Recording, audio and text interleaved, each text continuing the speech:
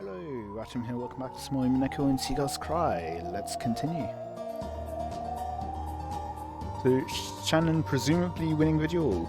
So, no impatience on Cannon's part was to blame here. Two had simply given it their all, left their fates to the heavens, and reached this result. まさかあの短気な姉さんが打たないなんてね。私も意外だった。あの慎重なカノン君が振り向きざまなんてね。As Shannon quietly pointed the barrel at him, he slowly walked forward. I'm not sure that's allowed. I thought you were supposed to stay at the same distance. Even if the other person shot and you hadn't shot yet, you could take a... Like, you could aim up well enough and all, but you're not supposed to move. I'm pretty sure. Maybe someone in the comments will correct me on proper dueling etiquette.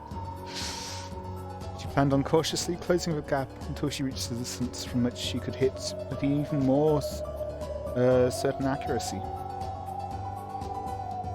And Cannon had already lost any means of fighting back. He could only try to dodge Shannon's bullet and place his best bet on the second round. If they both thought this, then what happened next would turn that assumption on its head.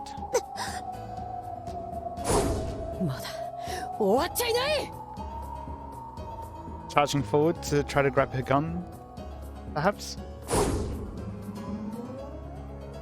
Cannon dashed forward like a tornado, bent over so low that he was almost crawling over his shadow. This duel could only be settled by a bullet, but he wasn't the only one who had a bullet. If he could steal Shannon's gun away from her, he could turn this fight around. And, if Shannon calmly shot through Cannon, it would end. The odds that Shannon would miss, or that he could get close enough to her before she fired. Cannon would bet all the chips he had on them. Cannon could draw Cannon in until the last second and shoot him from a closer distance. If she pulled the trigger just before he reached her, then even if she missed, they would just start again from the beginning. Cannon kept her gun pointing at Cannon's forehead. She compared these options until the final moment. He led her shot, calculating the distance he had already moved and the time it would take to pull the trigger. The goddess of fortune smiles impartially.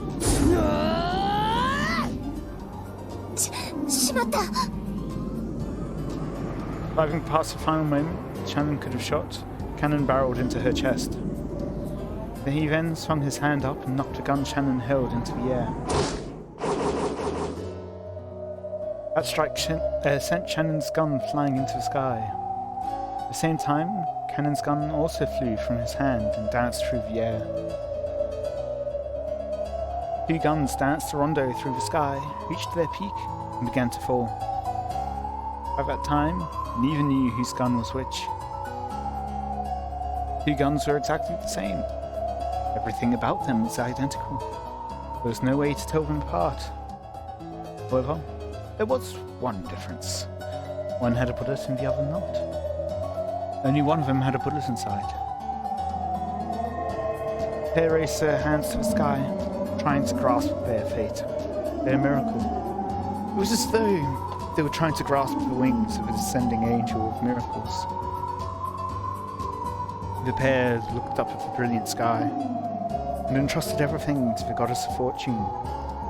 It's at this point I imagine the author literally just flipping a coin to see who wins. Then, they each grabbed one of the guns out of the air, and, after dancing a momentary rondo, their arms crossed each other.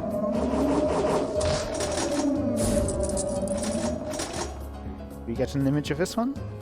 Even that had been like a dance. Then, they pressed the barrel of their gun up against the other's forehead, both as steady as a rock.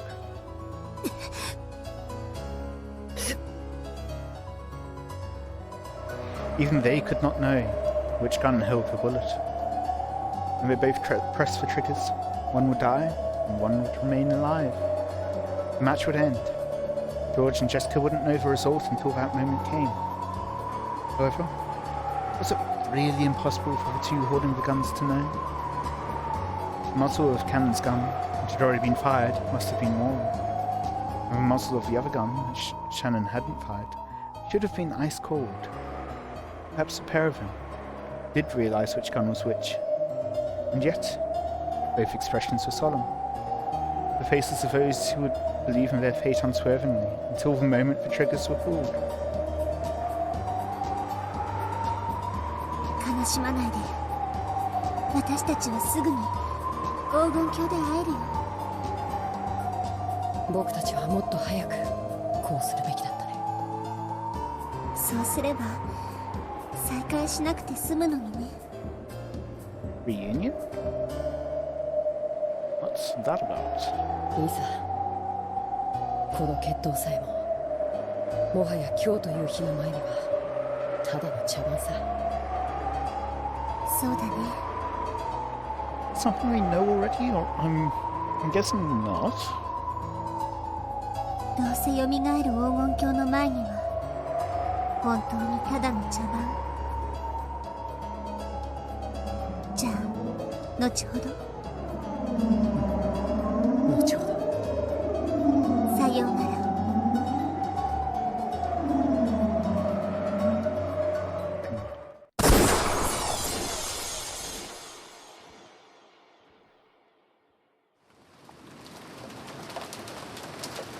We get to see the result, or are we cutting away? おい、どうした？しっかりしろ！ Suddenly, Cannon fell to the floor as if he'd had an attack of anemia. It had happened without any warning beforehand, so everyone rushed up to him in alarm. What they saw surprised them. There was a single strand of blood across his forehead, making it look as though it had cracked open. そんな。どうしたんだ？どういうことだ？これは。 Trying to get a look at the wound, Golda wiped Cannon's forehead with a handkerchief. However, his forehead was perfectly smooth, without any trace of a wound. And yet, blood was pouring out, almost as though it was seeping through his skin. 何やってやがんだ！しっかり止血しろい！それが傷がないのに血が止まらない。カノンがしっかり。カノンが。よしやく。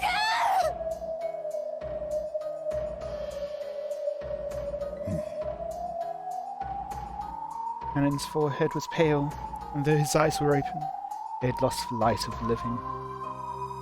Just like puppety strings had been cut. I have read that phrase so many times. He had passed away. Just seeing that phrase again really took me out of the scene.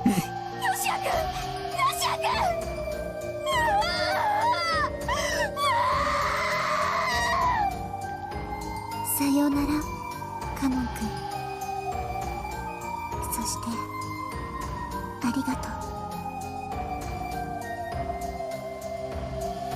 Wesker dashed up to Cannon's corpse, held it, pressed her forehead against his, and, as the still hot blood was smeared over her forehead as well, she sobbed.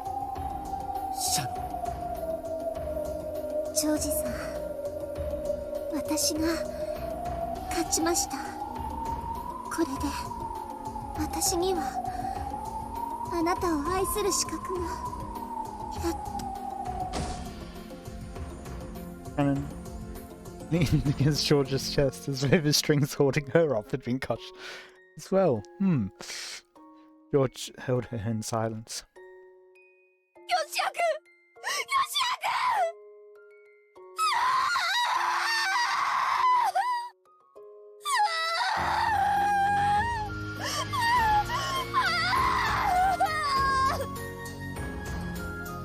There was nothing in the golden rose garden except the wind that carried golden flower petals, and the sound of Jessica's grieving sobs.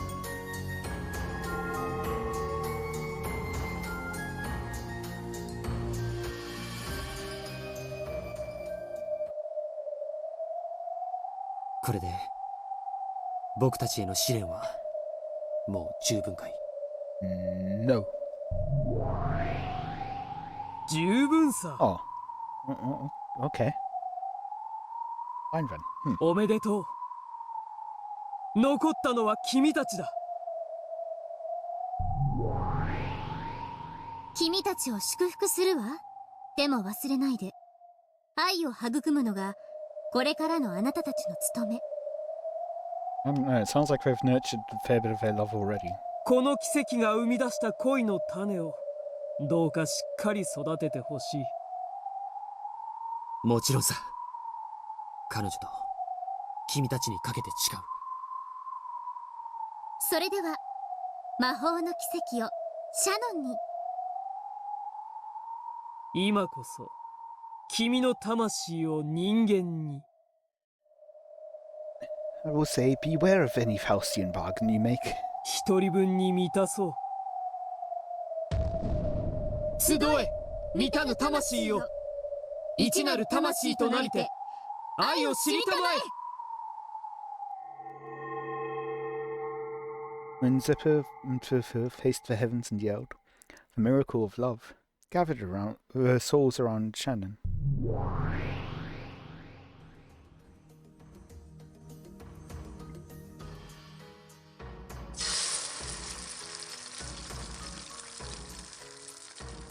They came from the losers of the trial, from Cannon, who had been defeated, and from Berto, who had dropped out. Slowly, bodies of the two began to break down into flecks of gold dust.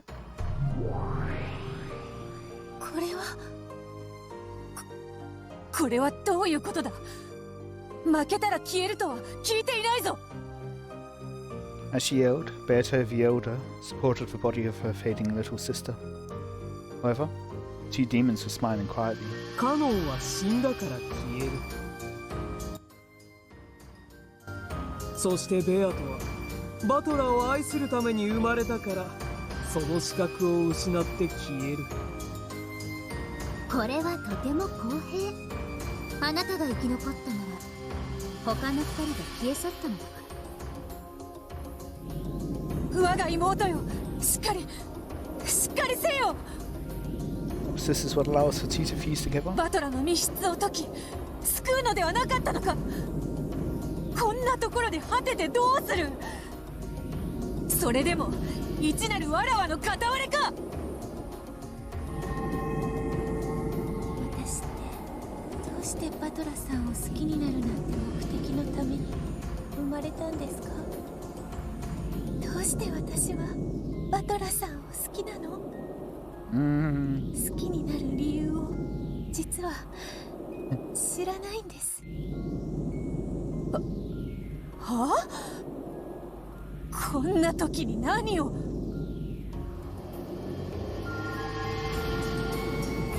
私生まれた時にバトラさんを愛しなさい、愛されなさいって、それが目的で生み出されて。 Interesting. だからどうしてバトラさんを私は好きなのかよく知らなくて。 I wonder if that was perhaps the case for the original Beato as well? 人を好きになるのに理由などいらぬわ。 Also true. 消えるな。 Bad is the face you're making. そなたが消えたら誰がバトラを救う。 Why not you? 我が妹よ、ベアトリーチェ。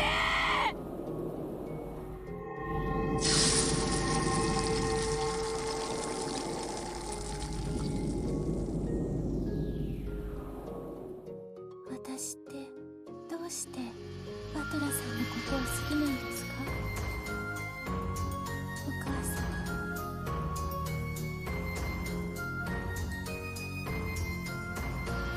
ああ、俺ってさ、家庭的なことか案外苦手なんだよな。この通りガサツな性格だろ。レディーファーストとか、女の子の前では礼儀正しくとか、そういうのはさっぱり苦手なんだよな。That seems like a younger battle. だから強いて好みはって言われると、そうだな。ジェシカみたいなタイプの女なら結構好きかもな。I have concerns. 俺がガサツなように向こうもガサツがちょうどいいんだ。お互いよ、汚ねえ言葉遣いで気疲れなく、男女とか気にしないでバカがやれるラフな関係が理想かもな。だからもしも俺に彼女ができるとしたら、 Why Beatrice is always rude to him? いつも俺がジェシカとバカやってるみたいにはちゃめちゃな関係がいいよな。 But maybe she misunderstood the meaning of the word joke. あ、容姿の好み？別にそんなのは気にしねえけどよ。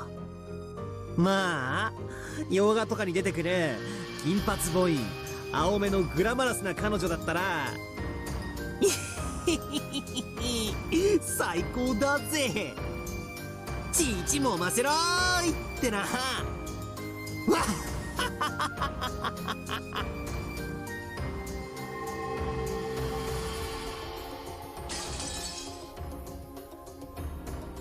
Beatrice, listen. I'm giving you my love for Ushirimiya Battler. Become the kind of woman Battler wants.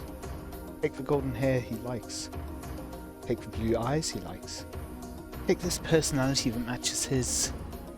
And then, you must love him in my place. And then, if possible, you must be loved by him. I can no longer love him. Please, take my feelings that went unfulfilled.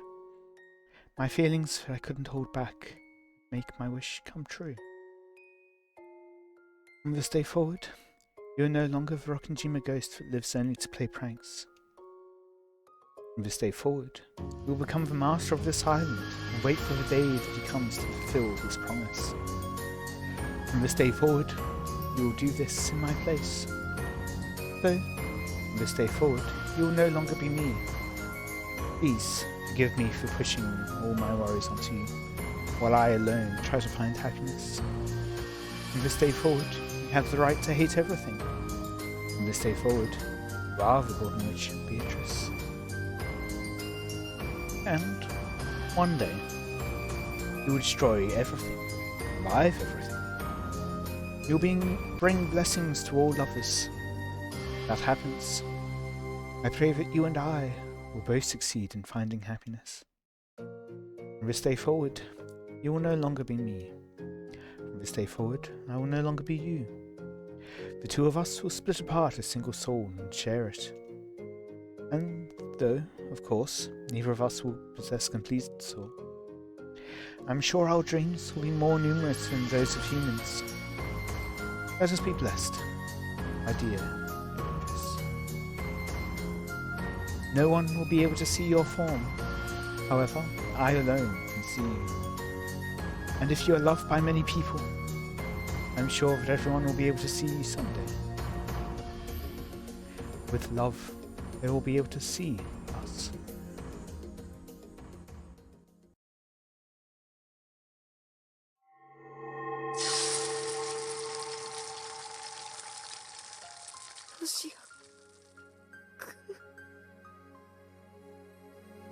What? 私たちは夢を見ているのか。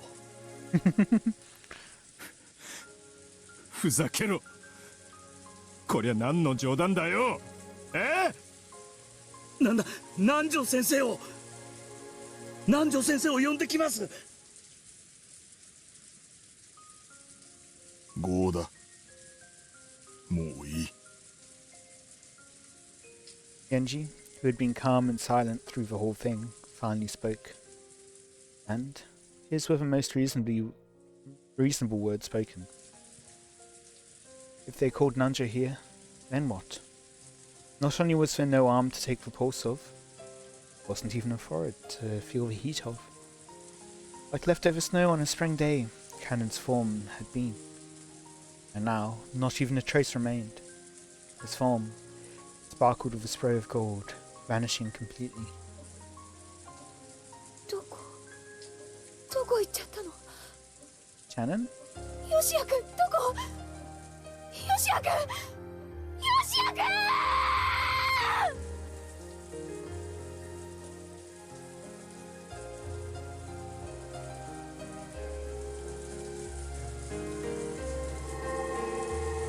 さよならお嬢様。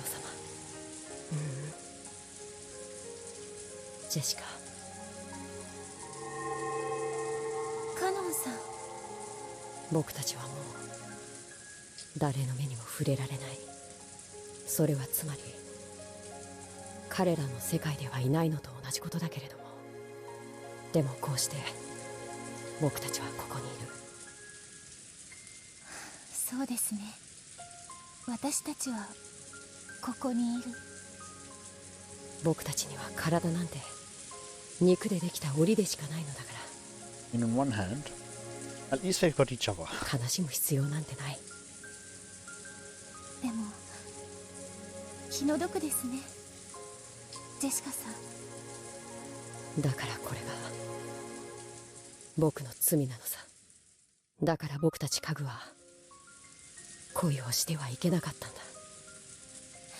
あなたはこれから？姿を失っても、そして話しかけることができなくても、 You mean to remain by his side? もしもジェシカが僕に語りかけてくれた時、その背中でそっとうなずくくらいのことしかできないけれど、だからそばにいることにする。良いことだと思います。君はどうする？バトラさんを密室から助けたいです。密室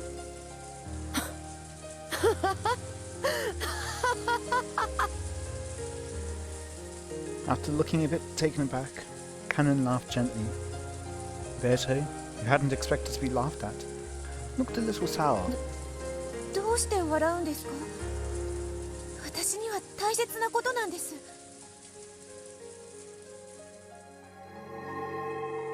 だって密室なんて体のある人間たちの問題じゃないか。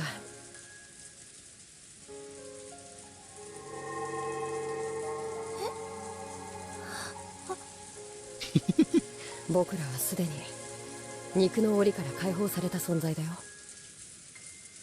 密室なんか僕たちの妨げになるものか。そんなのいいんですか？だってチェーンロックとかガムテープの封印とか赤き真実とか。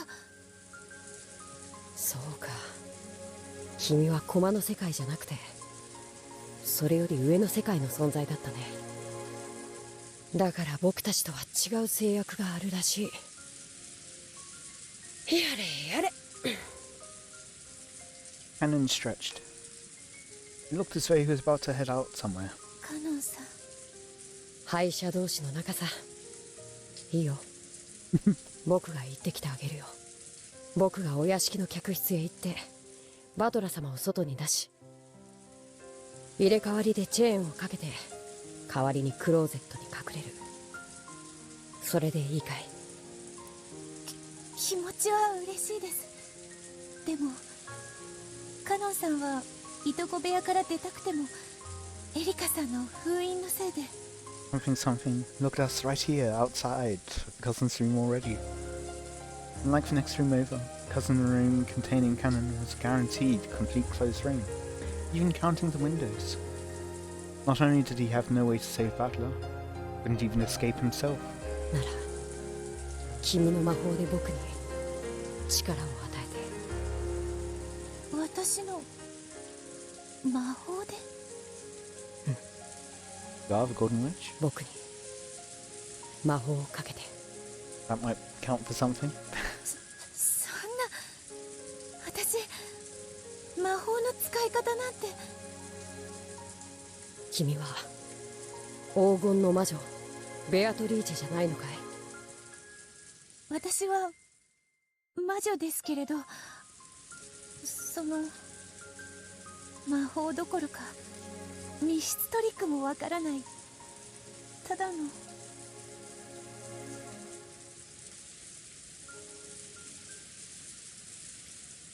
やれやれ。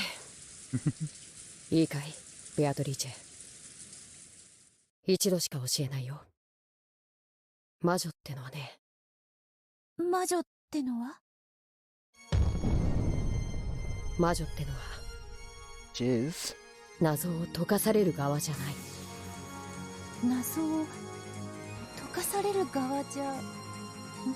ああ、そうさ。どうして魔女が誰かの謎で頭を抱えてるんだい。頭を抱えるのは魔女の仕事じゃないだろう。じゃあ魔女の仕事は？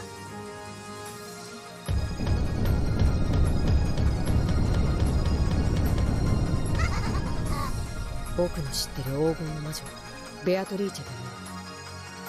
Would be to say to Erica, but the burden of proof is on her to prove that it wasn't just done by magic.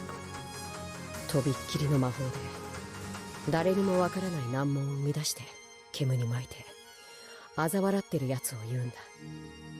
誰にもわからない最悪の謎を作って徹底的に煙に巻いてこき下ろしてやれ。相手に出された謎で頭を抱えるのはね、君じゃない。君。悩むのは私の相手の仕事。後ろ宮バトラーをどうやって密室から出すかを悩むんじゃない。チェーンロックの密室、バカバカしいね。なら君はそんなのよりもっともっととびっきりの最高の密室を作ってやってあいつらを悩ませてやろうじゃないか。僕も手を貸すよ。悩むのは私じゃなくて。I'm not the one who worries. There's one clearly worried. あいつらの方さ、地獄の悪夢をひれ伏して絶句する。最悪の密室トリックを無限に使いこなす。そろそろ連中も思い出してもいい頃だ。バトラさんの密室よりも最悪の密室。僕らそれを手に入れてるじゃないか。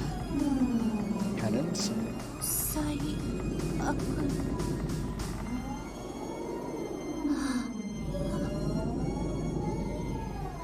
In the back of Berta's mind, images she remembered began to flit by, one after another. A mansion, a guest house, a rose garden.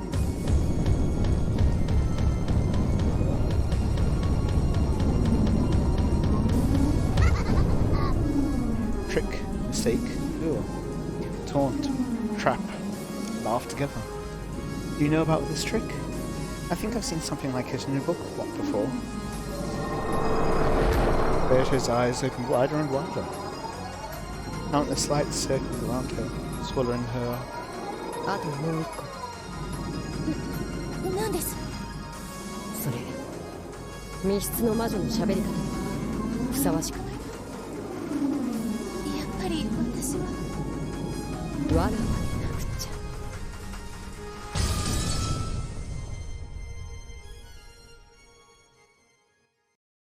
That had some meaning. I don't know what it is. I think Watashi's more neutral. I have no idea about Warawa. Red and blue truth. The marriage ceremony ended without any problems, and a reception was held inside the cathedral. As the goat demons partied rapaciously, Lana could be seen leaning against a pillar, trying to escape from the noise.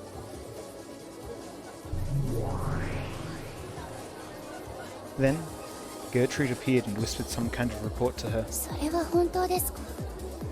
近景。現在コーネリア補佐官が現場保全に向かいたるものなりやエリカ卿にも中心すべきかと存じ上げ立てまつる。わかりました。ご中心申し上げます。ガートルードは式典警備長に連絡です。準戦闘配業務。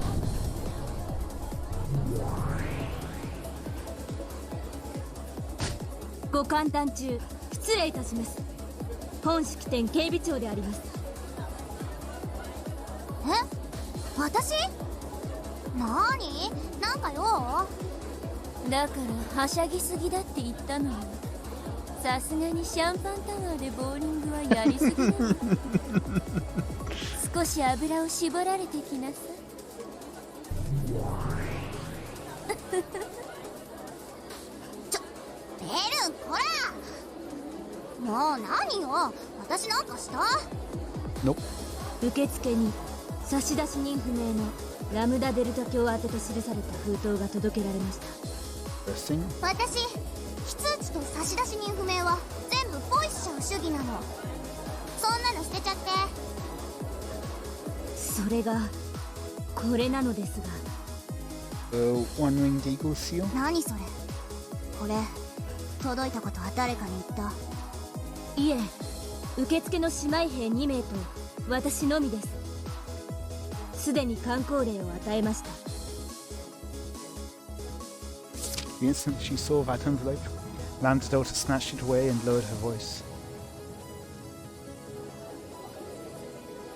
Bianca So had walked away and was apparently making fun of Erica. But before we really get to that, I think I'll end it there for today. We will see what this envelope's about next time. Until then, I hope you've enjoyed. Let me know any feedback you have in the comments. And see ya.